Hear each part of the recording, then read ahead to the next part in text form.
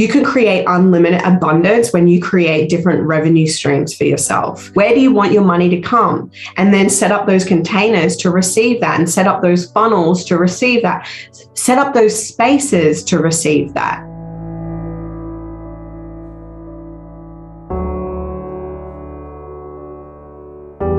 It's about the attachment that we have on the money as well. I always say, look at past, present, and future. What's your attachment to past income? What's your attachment to your present income? What's your attachment to your future income? Because those different attachments are going to change the way that the money comes in, the way the money's retained, the way the money's spent. We have to look at our relationship to money.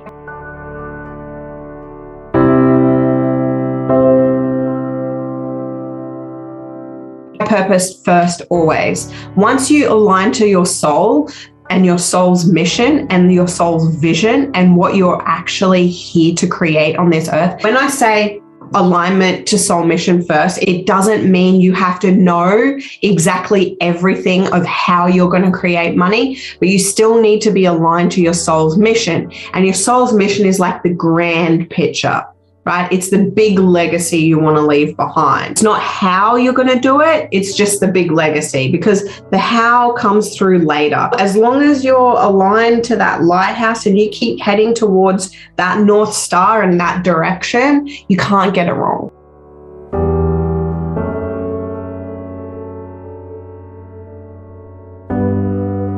The biggest thing is having the confidence to start executing for that vision, right? So making sure that you're sitting in the energy of what wants to be created for you, and then asking, what's the next step? Just one step. You don't need to know all the steps, but what is the next? What is the next step? And when you know that, take it. People have all these visions, right, of create things they want to create and things they want to do and things they want to, be a part of. And it's just all ideas and it's all in the ethers. And it's like, well, where's the embodiment of it? You actually need to get that energy, ground it in, feel it in your body, and then go, what's the next step for this?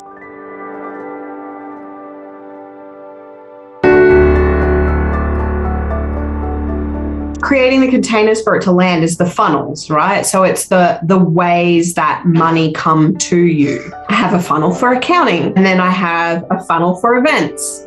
And then I have funnel for coaching, and then I have funnel for establishments, and I have a funnel.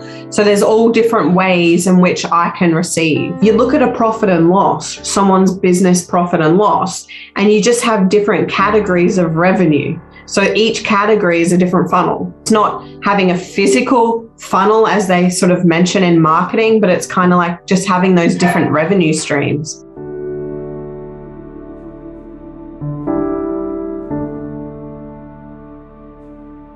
I use a cash flow strategy that's a mix between the Profit First and the Barefoot Investor. And I go on percentages. So I generally start with 4 accounts. You got your income account. You let everything land into one account.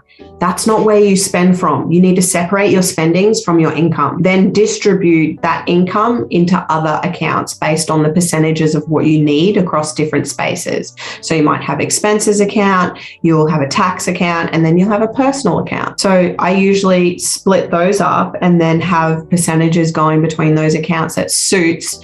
What you do is you base those percentages off your history, your last 3 months. Any longer than 3 months is deemed not current.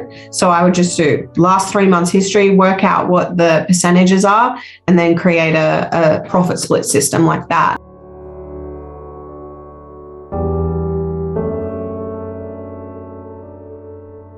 When we're not receiving, I guess, the outcome or the result that we expect, we then question our path. Oh, because I'm not making 10K months, I'm not aligned. Maybe not, but maybe you are. And maybe it's not alignment that needs to happen. It's actually the expectation that needs to be let go of. I see a lot of people that are perfectly aligned and not making the revenue that they hope. So what's more important, the revenue or the fulfillment? We can be so focused on what our goal looks like in the future that we forget that just because we're not there right now doesn't matter. Like, as long as we keep seeing it in the future and keep attaching to the energy, like just grounding that energy in, like, it doesn't matter where you are right now. You're always going to get where you're going to get.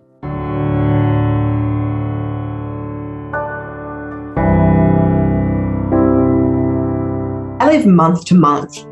And when you move from the week to week to month, things kind of change, kind of shift and change. My general rule of thumb is as long as I have 3 months of living expenses in my saver, I'm happy days. The thing with expectations is people think moving out of employment and into their own business, they're going to be week to week. It doesn't work like that, because one week you might make a sale and the next week you might not, and it fluctuates. So what you want to do is you want to look at month to month, because when you're then looking at month to month, you can set KPIs, you can set targets and goals for yourself.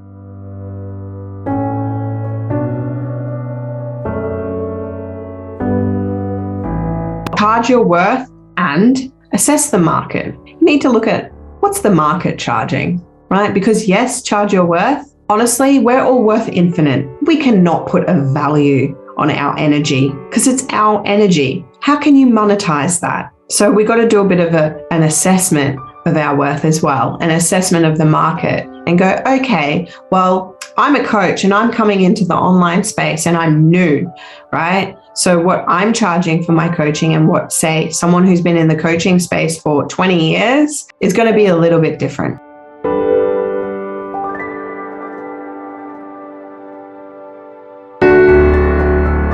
Client feedback is the most important information you can ever receive in your business. All of my business decisions come off of client feedback. You're better off undercharge, over deliver, and then you'll get a gauge. If you're overcharging for your service or product, you'll know very quickly. You either won't make any sales or you will, and you'll have unhappy people. And when you've got the feedback and the reputation then that precedes you, you can then start to charge whatever you want, because you know people will pay it, because it's not even about the price anymore. It's actually about you. People will pay anything to work with you.